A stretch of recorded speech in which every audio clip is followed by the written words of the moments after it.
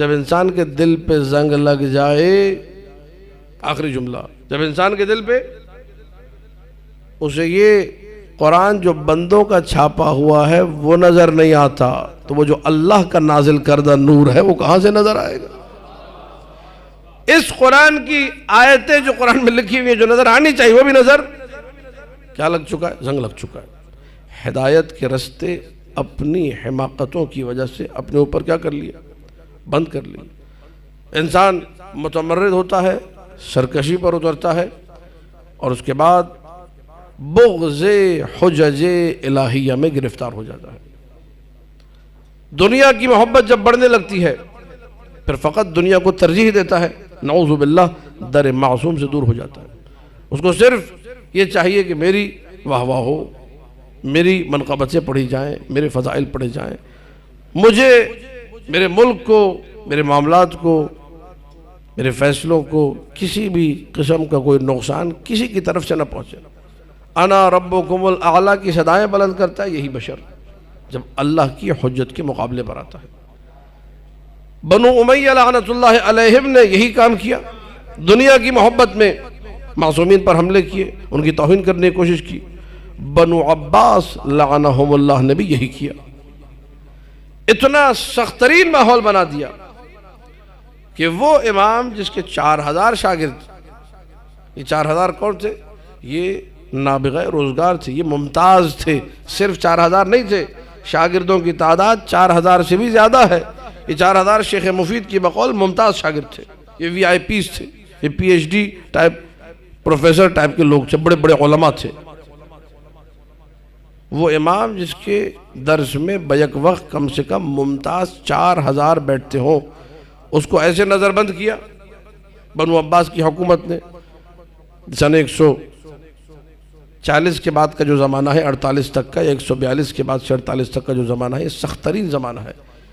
یعنی کوئی اگر امام سے ملنا چاہے، ایک شخص کا ایک چھوٹا سا مسئلہ تھا، آسان ترین مسئلہ جو آج کسی مولوی سے پوچھیں گے وہ بتا دے گا، اس نے گھر میں بیوی سے کہہ دیا طلاق طلاق طلاق 3 مرتبہ، تو اب اس کی زوجہ نے کہا بھائی میں تو تمہارے پاس نہیں آؤں گی۔ اس نے کہا نہیں بھائی پتہ نہیں طلاق ہوتی ہے نہیں ہوتی ہے، ہمارے مذہب کے مطابق ہم تو جعفری ہیں، امام جعفر صادق کے ماننے والے۔ اس نے کہا مجھے کچھ نہیں پتہ۔ بیوی نے کہا جا کے امام سے مولا سے پوچھ کر، اگر مولا نے کہا طلاق نہیں ہے تو پھر میں تمہارے لیے محرم ہوں، ورنہ میں تمہارے لیے نامحرم ہوں۔ تم نے 3 مرتبہ کہا طلاق طلاق طلاق۔ اب مکس کمیونٹی، مختلف معاملات کیسے جائیں؟ چھوٹا سا مسئلہ ہے نا، نہیں آتا تھا۔ گیا وہاں امام کے محلے کی طرف، دیکھا وہاں تو اتنی سیکیورٹی ہے، اتنے کارندے پولیس کے لگے ہوئے ہیں، شرطا اس قدر زیادہ جو ہے پہرا ہے کہ تصور ہی نہیں ہے۔ ایسے میں ایک سبزی فروش کو دیکھا جو کھیرے اور ککڑیاں اور یہ سلاد کے جو آئٹم ہے وہ بیچ رہا ہوتا ہے۔ اس سے کہا سارا ٹھیلا کتنے میں بیچ دو؟ کہا جی اتنے میں، 1 درہم میں سارا ٹھیلا خرید لیا۔ کہا اپنے یہ لباس بھی مجھے دے دو۔ لباس بھی ان کا خاص ہوتا تھا، اپنے کپڑے اس کو دیے، کپڑے تبدیل کیے، اس کے کپڑے پہن کے آواز لگاتا ہوا کہ میں سبزیاں بیچنے والا ہوں۔ امام کے دروازے تک پہنچا، اندر سے خادم آیا اور کہا کہ آ جاؤ اپنا مسئلہ پوچھ لو، مولا جانتے ہیں کہ تم کس لیے آئے ہو۔ مسئلہ پوچھا مولا سے، مولا نے مسئلہ بتایا، مسئلے کا جواب آسان سے کہا جاؤ جا کے اپنی زوجہ کے ساتھ رہو، کوئی مسئلہ۔ آپ سوچئے ایک مسئلہ فقہی پوچھنے کے لیے کتنی اس کو زحمت اٹھانی پڑی، کتنے جو ہے پورے ٹھیلے کو خریدنا پڑا، لباس تبدیل کرنا پڑا، لمبی چوڑی زحمت میں پڑ گیا ایک مسئلے کے لیے۔ کہاں پہنچنا ہے؟ امام معصوم تک۔ کیا چاہیے؟ دین چاہیے، ایک فقہی مسئلے کا جواب چاہیے۔ یہ پابند کس نے کیا؟ یہ نظر بند کس نے کیا؟ یہ اس نے کیا کہ جس کا نام آتا تھا تو معصومین علیہم السلام اظہار نفرت کرتے تھے۔ منصور دوانیقی لعنت اللہ علیہ، یہ دانق، دانق یعنی پائی، دانق سکہ پائی، تو یہ اتنا غریب تھا کہ پائی جوڑ کے رکھتا تھا اور پائیوں سے بڑی محبت کرتا تھا، تو اس کا نام پڑ گیا منصور۔ اس طرح ہمارے کراچی میں بھی ہوتا ہے، کسی کا نام آپ نے اٹھنی رکھ دیا، چونی رکھ دیا۔ میں نے تحقیق کی اس کے بارے میں کہ اس کا نام اٹھنی کیوں پڑا ہے، چونی کیوں پڑا ہے۔ پتہ چلا کہ مثلا بچپن میں اس کے 8 آنے گر گئے تھے، وہ کسی گاڑی کے نیچے چلے گئے، یہ وہاں لیٹ گیا تھا، اس نے وہاں سے بس کے نیچے سے گھس کے سلنسر کے دھوئیں کو عبور کرتے ہوئے اپنے 8 آنے اٹھائے تھے، تو پورے محلے نے اس کا نام رکھ دیا 58 یا 54۔ تو یہ منصور 58 اس کے بخل پر دلالت کرتا ہے، لعنت اللہ علیہ۔ بے شمار امام جعفر صادق سلام اللہ علیہ، اللہم صلی علی محمد و آل محمد، جب بھی اس منصور کا نام آتا تھا، سیکھیے سیرت معصوم ہے، جب بھی منصور دوانیقی کا نام آتا تھا کہتے تھے ولد الزنا۔ یہ کس کی سیرت ہے حضور؟ یہ ایک دفعہ کا نہیں ہے، جب نام منصور آتا تھا کہتے تھے یہ ولد الحرام، یہ اولاد حرام ہے۔ اس نے وہ ستم ڈھائے اہل بیت پر کہ بنو امیہ کو بھی شرمندہ کر دیا۔ اس نے، یہ وہ انسان ہے جس نے جب اپنا محل بنوایا تو سادات کو دیواروں میں چنوایا۔ دیواریں موٹی موٹی ہوتی تھی، دیوار کی محل میں دیوار میں سیدوں کو کھڑا کر کے دیوار کو پیک کروا دیا۔ اب وہ زندہ، ان کا دم گھٹا، اندر وہیں پہ مر گئے، زندہ زندہ پیک کر دیا، وہی ان کی لاشیں۔ کتنے بغداد کے محلات ہیں جن میں سادات کی قبریں دیواروں میں بنی ہوئی ہیں۔ ایک دن اپنے قریبی ترین ندیم سے جملے اس نے کہے کہ میں نے بڑے سید قتل کیے ہیں، لیکن جس سید کو قتل کرنا ہے وہ تو ابھی تک زندہ ہے، ان سیدوں کا سردار ابھی تک زندہ ہے۔ میں 100 سے زیادہ سیدوں کو قتل کر چکا ہوں، لیکن ابھی تک ان کے سردار کو قتل نہیں کر سکا۔ اس نے پوچھا سردار کون؟ کہا جعفر ابن محمد الصادق کی سردار ہے، اس کو قتل کرنا ہے۔ کسی بھی طریقے سے جعفر صادق کو حاضر کیا جائے اور میں اشارہ کروں گا تو اسے قتل کر دینا۔ کیسے اشارہ ہوگا؟ یاد رکھیے کم سے کم 7 مرتبہ بندہ حقیر کی تحقیق کے مطابق قتل امام جعفر صادق کی کوشش ہوئی ہے۔ وہ 2-3 جو ہر مقتل میں آپ کو مل جائے گی، وہ آپ کے سامنے پڑھ رہا ہوں۔ وہ جو ربیع تھا وہ کہتا ہے میں نے دیکھا امام کے لب ہل رہے تھے، اللہم احرسنی بعینک التی لا تنام، اللہم اجعلنی فی کنفک التی لا یرام۔ یہ دعا کے جملے پڑھ رہے تھے، یا عدتی عند شدتی ویا غوثی عند کربتی۔ کہتا ہے میں نے دیکھا منصور دوانیقی لعنت اللہ علیہ اپنی مسند سے اترا، بھاگتا ہوا آیا، امام کو اپنی جگہ پہ بٹھایا، خود گھٹنوں کے بل امام کے سامنے بیٹھ گیا۔ آپ حکم کیجئے، آپ میرے مولا ہیں، آپ میرے آقا ہیں۔ میں حیران رہ گیا، یہ تو کہہ رہا تھا کہ قتل کرنا ہے، یہ تو کہہ رہا تھا کہ اشارہ کروں گا گردن اڑا دینا، یہ کیا ہوا؟ مولا کو بڑے عزت و احترام سے رخصت کیا۔ میں نے بعد میں پوچھا کہ تو نے تو قتل کا ارادہ کیا تھا، یہ کیسے ارادہ بدل گیا؟ یہ کیسے تو پلٹ گیا، گھٹنوں کے بل میرے مولا کے سامنے بیٹھ گیا؟ کہنے لگا کہ جب میں قتل کے ارادے سے اپنی مسند پہ بیٹھا تھا میں نے ایک بڑے اژدہا کو دیکھا جس کے منہ کا ایک حصہ میرے محل کے اوپر تھا اور نچلا حصہ نیچے تھا، اور اس نے مجھے کہا کہ اے منصور خدا کی لعنت ہو تجھ پر، اگر تو نے امام جعفر صادق کو کچھ بھی کیا میں تجھے محل سمیت نگل جاؤں گا۔ خوف مجھ پر ایسا طاری ہوا میں سب بھول گیا۔ ایک قتل کی کوشش، دوسری مرتبہ پھر ارادہ کیا قتل کا، بلوایا جعفر صادق کو، دعا پڑھتے ہوئے میرے مولا آئے۔ اب اشارہ کیا ہے؟ کہا جب میں اپنے عمامے کو اتاروں، اپنی پگڑی کو رکھوں زمین پر تو قتل کر دینا۔ ہم نے عجیب منظر دیکھا، پگڑی اس نے اتارنا چاہی لیکن ہاتھ پگڑی کی طرف گیا ہی نہیں۔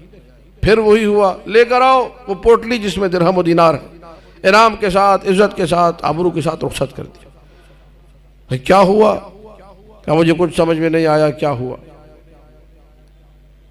ایک مرتبہ کہا کہ آج میں جعفر صادق کو خود قتل کروں گا، لے کر آؤ۔ اور سنو،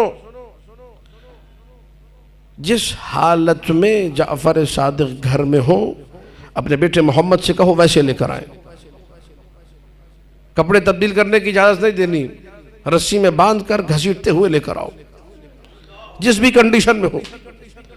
اور ابھی کہتا ہے میں اپنے بیٹے محمد سے جو بہت ہی خبیث تھا، میں نے اس سے کہا جعفر صادق جس حالت میں گھر میں ہو ویسے لے کر آؤ۔